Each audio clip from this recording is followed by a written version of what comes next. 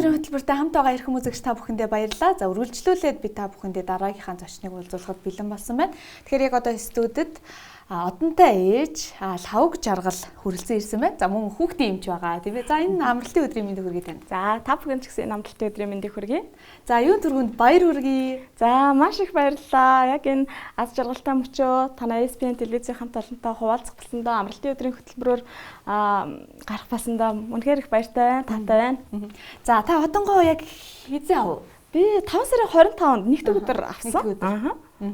За одон гардуулах мөч болвол үнэхээр ээжүүдэд бол их торгоо агшин байдаг. Монгол улсын ерөнхийлөгч бас зарлиг гаргаж тийм ээ сайхан одоо үр хүүхдээ өсгөж хүмүүжүүлж байгаа, олон хүүхэд өрүүлж өсгөж байгаа энэ сайхан ээжүүдийг бас алдаршуулж энэ олон жил явж байгаа тийм ээ олон сайхан ээжүүд бас алдар тхийн 1-2 дугаар одон одоо ингэртэй гилэлцүүлж байгаа тий.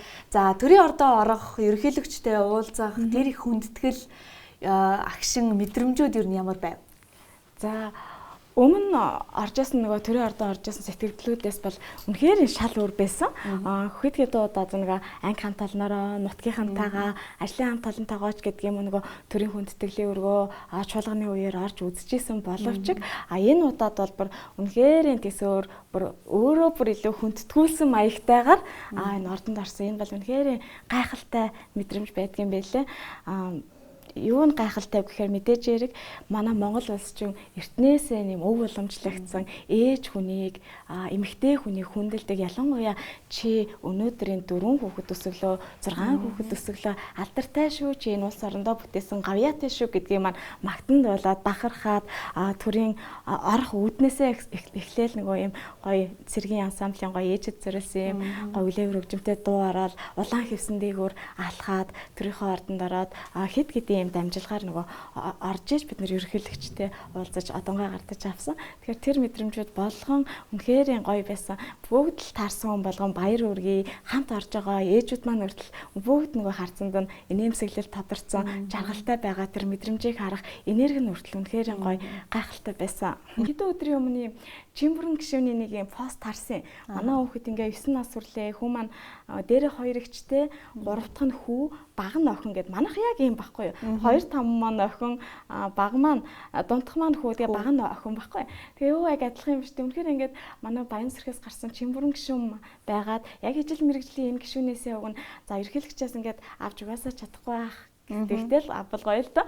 Тэгтээ яг тэр улсын хурлын гишүүн ингэж одонгомаа зоож өгөх хүн Чимбэрэн гишүүн маань байгаасай гэж бас битүүхэндээ бас жоохон мэрэгжлийн ихтэй ойр байгаа ч тийм. Тэгээд тэгтээ өөр хүн байсан. Тэгтээ тэр бид мэдээж хэрэг хувь тохиолоор бид гэдэг уулзах цаг мөч тохиолсон өдөр байгаа тийм. Зөв. Тэгээд одоо ингээд одонгоо ингээд гардаж авчаад тэр сайхан одоо төрийн ордноосоо ингээд шатаар ингээл уруудаал Монголын ард түмэн те маш олон одоо ээж аавууд хүүхдээ хараал тийм ээ хань ижлээ хараал үр хүүхдүүд нь тэрүүгээр гүйлдэл үнэхээр сайхан торгон мөч байдаг штэ. Тэгэхээр яг тэр мөчөд юу нь юу бодогдчихсэн? Өглөө би 25-нд бол хамгийн эхний ээлжийн одон авах ээжүүдэд багтаад орсон.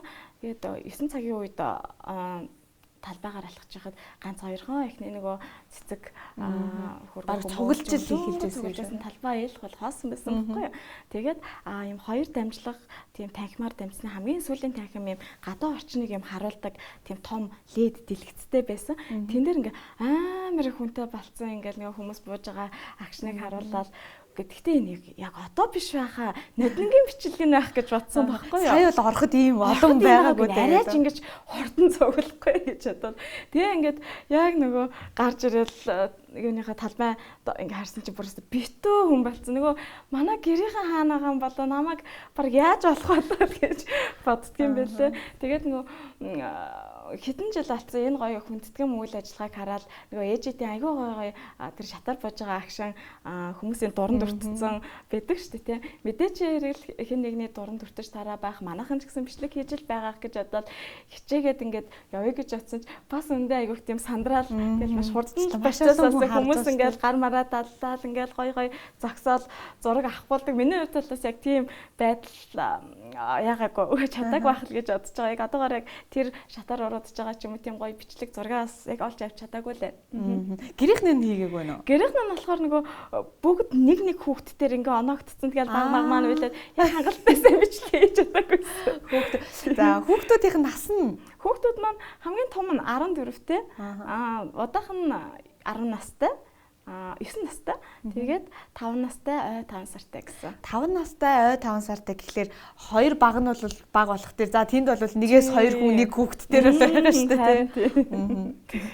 За 3 охин нэг хүү одонгийн хүүхэд нь бол охин тий. За хүү бол тэгэл хэвээр гэрийн хамаг босс. Одонгийн охин бас том. Одонгийн охин би ч одоо хүүгээл ер нь бол ганц юм даа гэл айлын ганц юм гэл хүмүүс эрхлүүлдэг штэ тий. За яг манай нөхрийн аав ээж хадмууд маань бол ганцгүүд маань бол үнэхээр амар өстө нэг амар эрдэнэ гიშгэ хайрладаг. Би бол мэдээж хэрэг хүүтэй бүх хүүхдүүдтэй хайртай хүүтэй амар эрдэнэ гэж бодож байгаа боловч ингээл нөгөө дандаа ингээл хараад ахаар хамгийн сүүлд гарсан хүн чинь л дандаа гэрийн босс байгаа юм тий. Тэгээ дээрээс нөгөө одонгийн хүүхэд учраас. Тэгэхээр одоогоор бол хамгийн бага маань л босс энэ да миний хувьд. Хүүхдүүдээ сайхан эрүүл саруул өсгөх юмсан, улс их орондоо хэрэгтэй хүн болоосой гэдэг хүсэл бол ээж хүн болгонд, аав хүн болгонд байдаг тийм ээ. Тийм. Тэгэхээр хүүхдүүдийнхаа хүмүүжилд ер нь танай гэр бүл хэрхэн яаж анхаарж ийн. За тэгээд 4 хүүхэдтэй болохоор тэгэл эхнээс нь ингээл нөгөө нэг хичээл сургуульд нь ингээл явсаар агаал тий. Завгүй л өнгөрж байгаа шүү дээ тий. Тийм. Манайх бол ер нь тийм уламжлалт хүмүүжлийг ер нь эрхмэлдэг. Яг одоо тэгээ нөгөө хамгийн анх айл гэр бүл болохоос эхлээл манай нөхрийн өссөн орчин гэрийн хүмүүжил, миний өссөн орчин гэрийн хүмүүжил бол тис өөр штэ тийм ээ. Тэгээ тэр хоёр нэгдэж уусчиж нэг гэр бүл болдог. Тэдгээр дээр хойр хоорондоо нийлэх, дасан зохицох, таарахгүй байх, зөрчил гарах гэл зөндөл олон асуудлууд байдаг. Надад хамгийн их таалагддаг юм гэх юм бол манай хадмуудын гэрийн тэр хүмүүжлийн хүүхдийг аягүй тийм нэг зөөлөн аргаар маш их тийм хайрлаж өсгөж бүх юм ингэж дэмжиж миний хүүхдүүдийн зөв чи чадна бүгдийг хийж чадна гэсэн тийм урамыг, итгэлийг хизээж чамд сайн сайхан муу муухай бүх зүйл тохиолдолд чамд гэр бүлчин байгаа шүү, хамгийн эрхэм зүйл чинь гэр бүл шүү гэдэг хүмүүжлийг манай хадам аав ээж, манай нөхрийн талынхан бол яг тэр хүмүүжлийг илүү сайн ойлгодог. Тэр нь надад бүр яг одоо өнөөдрийн нийгэм тулгамдаад байгаа хүүхэд өсвөр үеийнхэн бүр одоо ингээд насанд хүрсэн хүн хэрнээ сэтгэл зүйн бага насанд тулсан сэтгэл зүйн асуудлаад авч чадаагүйгээс эргээд нөгөө ажил карьер амжилтын хувьд ухарж байгаа асуудлууд зөндөө байгаа шүү дээ. Тэгэхээр үзгээр хамгийн суур асуудал тэр нөгөө бага насны хүмүүжлэлтэй холбогддог. Тэгэхээр манай гэр бүлд бол илүүтэй тийм жоохон зөөлөн уур амьсгалын хүмүүжил илүүтэй ер нь бол давмгаалдаг уламжлалт маягаар манай талын бие манай аав ээжийн хүмүүжил бол илүү нөгөө юм дэгтэй байх хэвээр хүмүүжлэлтэй байх хэвээр гэсэн жоохон тийм миний хувьд бол жоохон чанхан гарын хүмүүжлэр жоохон өссөн гэх юм. Манай ээж л ер нь бол тийм юм болгоныг тийм цэгцтэй байх хэвээр баримтай байх хэвээр чи хүмүүжлэлтэй байх хэвээр юм болгоныг хийж чад сурах хэвээр гэсэн хүмүүжлэр бол өссөн. Тэгэхээр одоо энэ хоёрын аль альных нь баланс тэнцвэрийг нь алдагдуулахгүйгээр хүүхдүүдэд өсгөж хүмүүжүүлэх гэж ерөн үзэж байна да. Яста тийм байна тий. Бас нөгөө нэг талдаа нөгөө хитрхийн ингээл бүх хэмиг ингээл чөлөөтэй байлгаад дэвсээл ингээд ах чинь бас нэг талаараа өнөөгийн нэг нь бас яг тохиромжтой юугүй юу мэдэхгүй тийм. Тэнгүүд танай гэр бүлийн хувьд бол яг ингээд хоёр талаасаа ингээд гоё баланс хараад явдаг байх юм шиг тий. Аав нь л ерөөсөө тэгэл сайхан амьд уурхан нөгөөдөлөө сайхан аавда бүгдээрээ ээж нь бол жоохон болохгүй гэдэг дандаа нөгөө хориотой асуудлуудыг тавих гээд байдаг л талтай. Ер нь жоохон нийтлэг тиймэрхүү байгаад тэгтээ. Хаанар бол нэг тэгэл байнгын ингээл загнаал тийм шүү юм шүү гэд ингээд ахын ховор тий. Тэнгүүд ээж нар болгоод ээжээсээ асуу гэж хэлчихнэ. Өөрөөсөө хадгалаа. За тэнийг одоо авах мөчөд ер нь хайртай хань нь бас юу хэлжээ. Та одоо ханих нь бас сэтгэгдэл ямар байсан бол? За миний ханийг жамлын профессор гэдэг айлын 4 дахь хүүхэд хамгийн бага одонгийн хүүхэд байхгүй юу. Тэгээд ээж маань хатам ээж маань дурсаж ярихдаа энэ одон дээр байгаа хүүхэд чинь хэн бэлээ гэж асуухаар манайхан багтаа энэ чи ээжтэй ахгүй юу гэж хариулдаг гэсэн. Тэр ер нь бол нэлээ юм эрх өссөн одоо ч гэсэн хараар өссөн хүүхэд гэдэг шиг ер нь нэг тийм зөөлөн айгүй үнэхээр зөөлөн тийм хүн байдаг. Тэгэл За яаж ийн миний ер нь нэг тэгж олон юм хэлээд байхгүй. За юу хэрэгтэй байна? Яах вэ хийх үү гэл дандаа миний нөгөө баг харцаараа бид нар ч нэлээ 10 жилийн хүүхд байхасаа үерхэд найзалсан хоёр. Тэгэхээр одоо хэн нэгэндээ нэг тийм илүү дутууг хэлэхгүйгээр ер нь за тэр нь дутууд байгаадаа болохгүй байгаадаа гэдгийг нь ойлголцдог болсон тий. Тэгээд яг ордноос гарч ирэх мөчөд бол тэгэл нөгөө маш олон хүн байсан манай аав ээж ах эх авга нагц нар найз нөхөд хамт олон гэл маш олон хүмүүс зугаалцсан хань намайг баяр хүргэе минь гэлэн өмсөл өгсөн та. За одонгийнх нь хүүхэд одонгоо хараад ер нь мэдэж гин үү ер нь? Өө тэр өстой харамсалтай. Одонгийн хүүхэд маань ээжигээ гарч ирэхэд унтаагаараа байсан. Явтал унтаагаараа. Бүр ингээ гэрэлэн нэг зураг авахгүйсэн бүх зурган дээр ер унтаагаараасан. Тийм. Охин хүүхдүүд та ер нь одоо 3 охинтой охин хүүхдүүд бас их адтай их хөөрхөн байгаад байдаг шүү дээ тий. Онцлогуд нь ер нь танай гэр бүлд яаж мэдрэгдэж байна? Юу юм ер нь хүүхэд болгон өөр юм аа. Одоостай нэг хүн нээс ингээд төрсөн гэхэд хүүхэд болгон биеийн төрөлхөөс ухааны төрөлхөө биш гэж аав ээжүүд маань хэлдэг шиг хүүхэд болгон нэг өөрийн өвөрмөц онцлогтой, өвөрмөц шинжтэй тэгэл өөрөөрийнхөө гялалцдаг хөөрхөн байна. Октод бол үнэхээр хөөрхөн. Миний нэг ярилцдаг сэтгэл зүйч бас тэгжээс аахгүй. Монголчуудын нэг жоохон алдаад байдаг юм хүүхэд хүмүүжлийн тал дээр алдаад байдаг юм нь юу вэ гэхээр нөгөө нэг айлын хүүхэд болгон адилхан байгаа албагүй гэдэг бол таны яриатай их төгсөж байна л да тий. Яагаад тэгэхээр одоо нэг айлын хүүхдүүд байж ийж нэг ихээс гарчаа та нар яагаад ийм өв чи яагаад ийм өөр байгаад ихчгээ биш ахшгээ биш дүүшгээ биш нэг айлын хүүхдүүдийн хоорондоо жишдэг ах дүүсийн хүүхдийн хоорондоо жишдэг ангийнхантай жишдэг энэ чинь бүр айгүй болохгүй л асуудал тийм гэж тэгтэл бас л нэг нөгөө бид нар чи өөрөө чи тэр ахын чи хүүхэд тэгээ явж хахад ягаад тийм байдгүй юм гэдэг үг бүр нөгөө 70 дахь өмсөрт 20 жил хадгалагдчихдаг. Сая Anu Life Coaching-ийн маань хэлжсэн үг шиг яг л тийм бас надад ч гэсэн тэр хадгалагтай болдсон. Нөгөө ялангуяа би өөрөө бас том хүүхэдтэй бас яг тэгж хатуурах гэдэг. Чи хайлан том байж дүнрээ тэгсэнгүү гэл. За тэгээ энэ мөчөд том охин эрдэмшгээс ээж нь бас заримдаа хэтрүүлдэг байх уучлалгүймээр байна.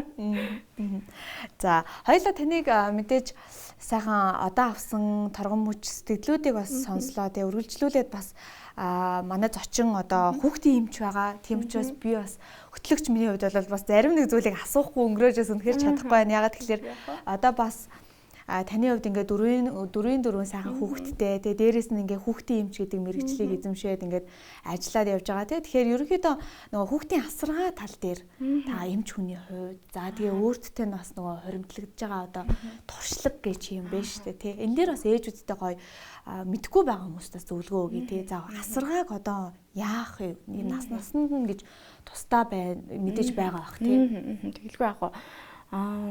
Мэдээж хэрэг за мэдээж мэрэгжлийн үдцэн номын дуугийн сонсцсон яг одоо залуухан маш олон залуухан хүүхдийн эмчнэр байгаа тий өөрөө хүүхдгүйч гэсэн тэд нар мэдээж яг мэрэгжлийн төвшөнд зөвлөнө. Бас нөгөө нэг хүүхэдтэй, хоёр хүүхэдтэй, гурван хүүхэдтэй, дөрвөн хүүхэдтэй ч юм уу яг адилхан нөгөө хүүхдээ өсгөнгөө өөрийнхөө ажил мэргэжлийг хийгээд явж байгаа ээжүүдийн хувьд яг туршлага болоод мэргэжлийн тэр нөгөө үнцэн хоёрыг хослуулад хүмүүст зөвлөх бол үнэхээр шал өөр байдаг гэж би хэлнэ. Тэр утгаараа ээжүүдтэй би илүү ойр байж зөвлөхийг хичээдэг. За миний үйлчлүүлэгчтэй хувьд гэх юм бол яг нөгөө одоо үе үеийнхэн болчлаа. Нөгөө хөөрхөн мас үйлчлүүлэгчд маань хөөрхөн жинзээ үеийнхэн. Яг нөгөө 2010-аад оныхон чи хөөрхөн жагчлалгаа тэрэл хүрээд ирж байна. За яг миний үеийн нөгөө миллениал үеийнхэн бас нөгөө одоо 2 дахь нь 3 дахь нь ч юм уу гэх мэтэр хүүхдүүдэд авч ирж байна. За тэгэнгүүт бас нөгөө өвөө эмээнэр нь яг нэг 40 гаруй 50-аад насны аав ээжүүдтэй бас өдөр тутамдаа ер нь харьцаж байна л да. За тэгэхээр хамгийн их нөгөө анхаараасаа асаргаан дээр гэж боддог зүйл маань бол яг тухайн эмчийн бичиж өгсөн эмчилгээг Эмч одоо нөгөө хүүхдээ үзээд тухайн хүүхдийг үнэлээд энэ удаад гэрээр эмчлэгдэх боломжтой. Эсвэл эмнэлэгт хэвтэх боломжтой. Асаргаан дээр юу анхаарах хэрэгтэй вэ гэдгийг нь эмч болго ер нь бол хэлж өгж байгаа баг. Тэгтээ нөгөө хувийн хөвшлийн, үрхийн эмнэлгийн яралтай тусламжаар үзүүлснээр хизээ хаана ямар нөхцөлд үзүүлсэн бэ? Ямар цаг минутын зайтай хэдэн цаг хугацаа тэр хүн зарцуулж үзүүлсэн бэ гэдгээс шалтгаалаад тухайн хүнд нөгөө зөвлөгөө өгж байгаа чанар бас нөгөө харилцан ялгаатай байгаа учраас энэ аав ээжүүдэд маань асуудал бас тулгараад байгаа байх гэдэгтэр би дүгнэлт хийдгийн. Тэгэхээр яг аль болох бид нар нөгөө 15 минутанд хүүхдийг үзэж үнэлээд зөвлөгөө өгөөд гаргах ур чадварыг бүх эмчнэр ерөнхий эмрэглэлээр төгссөн бай, хүүхдийн эмчээр төгссөн бай.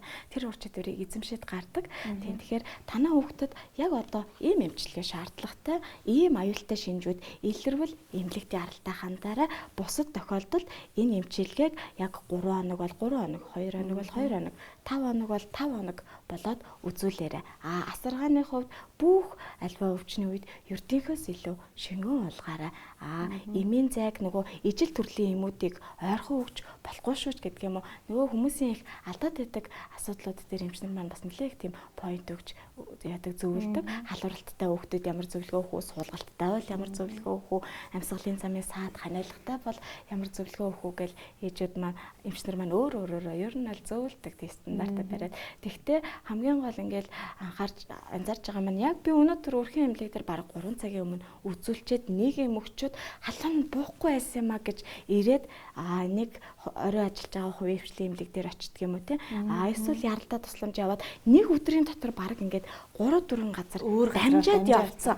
Тэр тоолондоо нөгөө амьсгалын замын өвчлөл авцсан байсан хүүхэд маань нэмээд тэр дундаас нөгөө тууралтад халдвар, нэмээд суулгалтад халдвар ч юм уу нэмэж яваад тест нөгөө маш олон төрлийн вирус, бактерийг биендээ амьсгалын замаар, агаар төслийн замаар аваад нөгөө одоо байгаа суур нөхцлөө хүндрүүлэх гэдэг. Энэ бол миний хувьд үнэхээр харамсмаар зүйл байдаг. Ерөнхий мэрэгжлийн эмчээр ажилласан ч бай, хүүхдийн эмчээрч ажилласан миний энэ бараг 10 гаруй жилийн ажлын туршлага дээр ээжүүдийн маань бүх алдаад байгаа зүйл энэ дээр л харагдаад байдаг. Яг эмчийн тэр өөх ёстой гэсэн зөвлөгөөг нэг 2-3 хоногт хийжиж үр дүн гардаг байхгүй. Тэгэхээр ямар ч нэгэн төрлийн юм уугаад ич хидтэй юм шиг завиур хизээж арилдаггүй.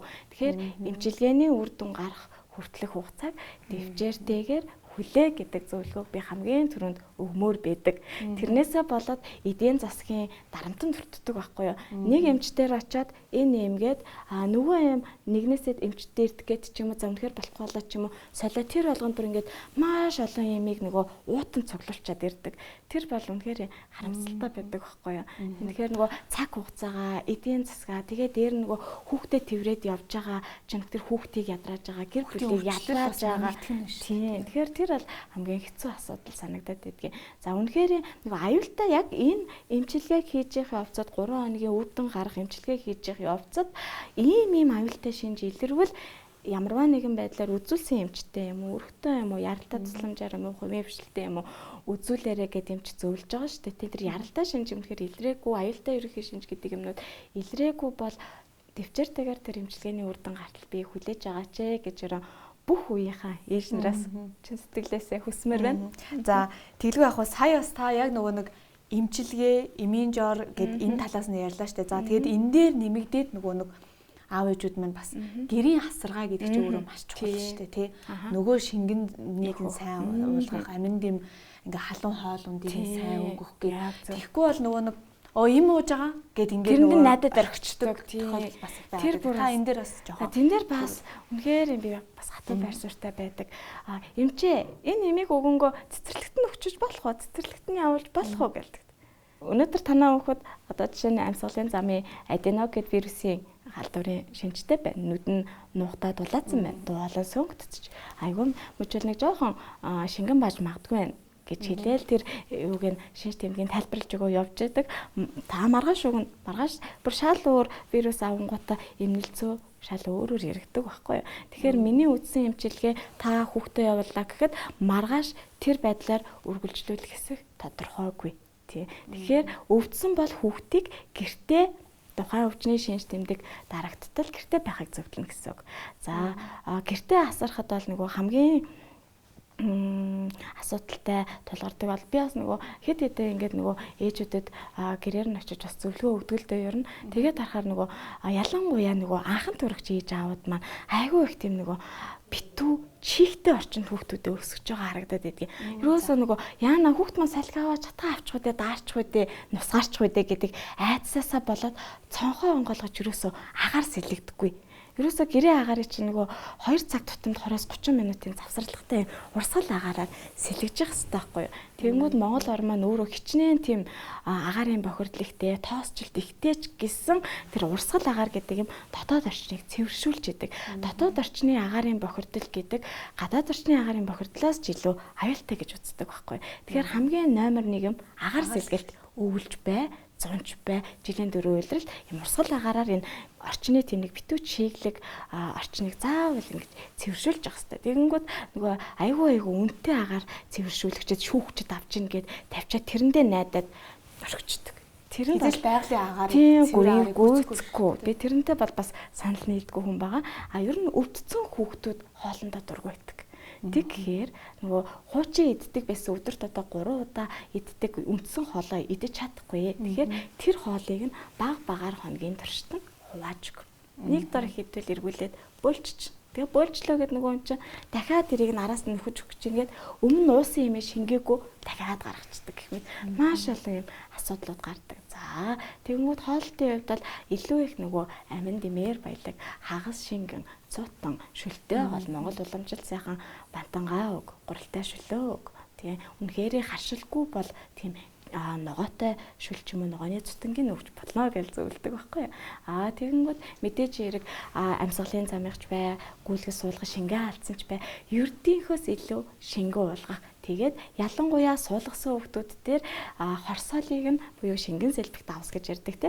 Тэрийг яаж өгөх хөө 1 минутанд хичнээн миллилитрийг өгөх үү гэл тэр болгоныг нь нарийн зааж өгчиж тэр эмчилгээ үр дүнтэй болдог. Тэгэхээр альва нөгөө хүүхдийн асаргаа болон эмчилгээ үр дүнтэй байх тал дээр бол эмчийн зөвлөсөн зөвлөгөө нөгөө талаас эцэг эхийн асаргаа энэ хоёрын харьцаа бол би бараг за 70 30 20 80. Тэгтээ үнэхээр эмчтэй итгэсэн ээж аавууд үнэхээр сайн эмчилгээг асаргааг сайн хийдэг. За би тэгвэл чөлөөг авчи. Эмчтэй надад чөлөө бичээд өг гэж байгаа. Тэгээд энэ хоёр итгэлцэл ирээд тав талаасаа болоход бүр эмчилгээ 50-50% үр дүнтэй нөгөө хоёр талаасаа нийлээд 100% болдог.